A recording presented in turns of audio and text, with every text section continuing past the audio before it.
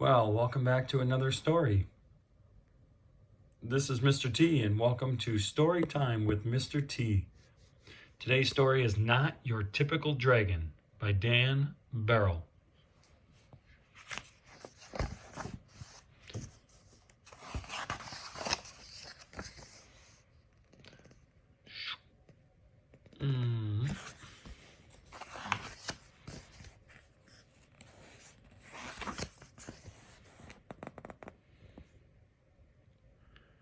Crispin Blaze was born into a proud family of fire-breathing dragons.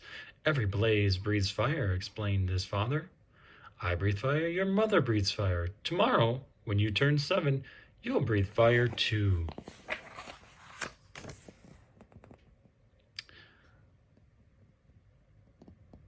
The dragon imagined all the forests he would burn down. He dreamed of all the castles he would destroy. He also considered boiling water to make tea. But he didn't tell his father that. The next day, Crispin sat among family and friends as a big cake was brought to the table. Who will light the birthday candles? His mother asked. I will, declared Crispin. He would feel a tingling inside his tummy. But when he opened his mouth, fire did not come out. Oh, whipped cream came out.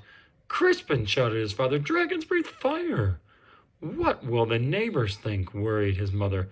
I love whipped cream, said his little sister Ashley. Little Dragon was whisked off to the doctor the very next day. Please fix my son, demanded Crispin's father. What seems to be the problem? Asked the doctor. Crispin opened his mouth and breathed, but fire did not come out. Oh, Band-Aids came out. I see, said the doctor gravely. Dragons should breathe fire, insisted Crispin's father. We were low on Band-Aids, mumbled the nurse. The doctor sent Crispin home with medicine. He swallowed 2 teaspoons before going to bed. It will help you become a real dragon, said his father with a wink. After school, Crispin joined his first fire-breathing practice. One by one, little dragons aimed their fiery breath at stacks of logs until they burst into flames.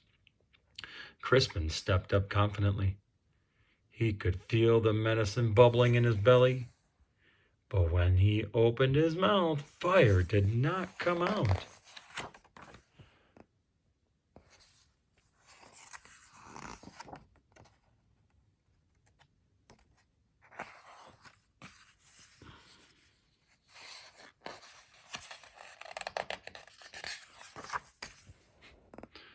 Marshmallows came out. Dragons breathe fire, yelled the coach. Isn't that right, class? The other dragons didn't answer. They were too busy looking for pointy sticks or marshmallow roasting. I guess I'm not a real dragon, Crispin thought. He worried that his family would be disappointed, so he ran away from home. The world can be a scary place for a little dragon who can't breathe fire. Crispin found a dark cave. I'll be a fireless dragon all by myself. I won't bother anyone, and no one will bother me. An hour later, he had a visitor. I am Sir George, squeaked the thin, shiny knight. Show yourself, dragon. Crispin shuffled out of the cave. The thin, shiny knight held up his thin, shiny sword. Do your worst, dragon. Crispin opened his mouth, but fire did not come out.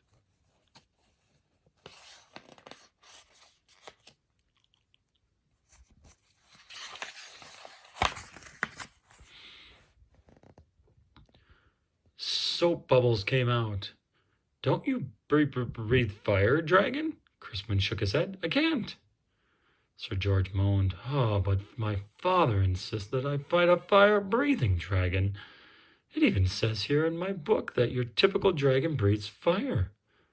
Well, I'm not your typical dragon, Crispin explained. Sir George sighed. Oh, I can't go home. Me neither, Crispin nodded. But then he had an idea.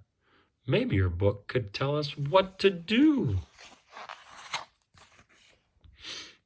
Of course, Sir George searched through the pages. It says it's probably just your diet. Sir George fed Crispin spicy curry, scorching chili, and blistering salsa. Crispin opened his mouth, but fire did not come out. Red party streamers came out. At least they're the right color, said Sir George kindly. Sir George searched through the book again. Aha! It says it's probably your attitude. Sir George showed Crispin how to look mean and angry enough to breathe fire. Crispin opened his mouth, but fire did not come out. Soft, cuddly teddy bears came out. Said Sir George. We have taken a step backwards. It's no use, Crispin sighed. I'm just not your typical dragon. But Sir George was not ready to give up.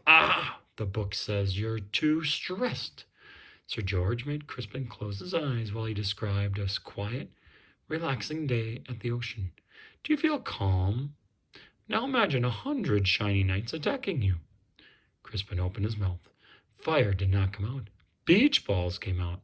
Well, that's just plain weird.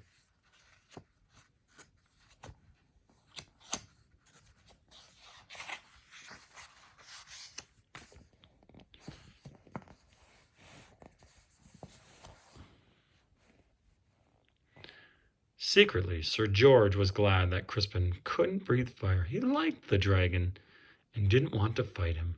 Crispin liked the shiny knight, too, but he missed his parents. Sir George, it's getting dark. I want to go home. The shiny knight patted him on the back.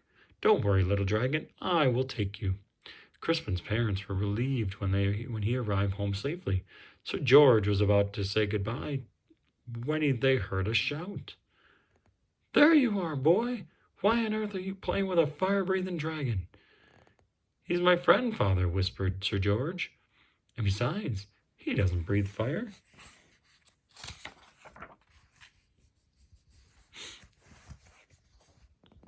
A dragon that doesn't breathe fire?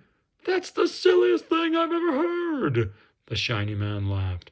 Crispin's father stormed out of the house. My son is not silly. He may not breathe fire, but I certainly do. Crispin's father let out a powerful spray of flames.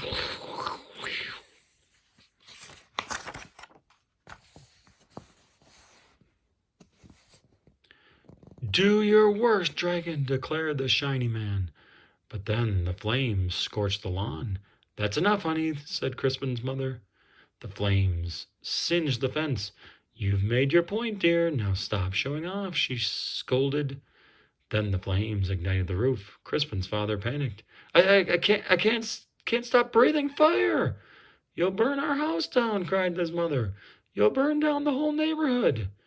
Dragons came running from all directions. They knew how to start fires, but no one knew how to stop them. Crispin suddenly felt a tingling in his tummy. He felt a bubbling in his belly. He opened his mouth, but fire did not come out. A gush of water shot out. Crispin aimed the water at his father's flames. He saved his home. And he even saved the shiny man, who wasn't looking so shiny anymore. Hooray for Crispin! Everyone declared.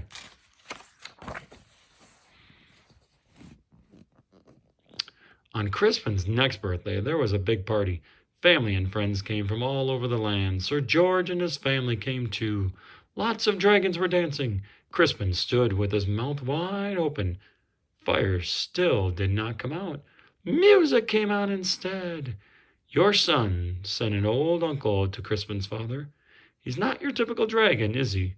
No, replied Crispin's father proudly. My son is something special.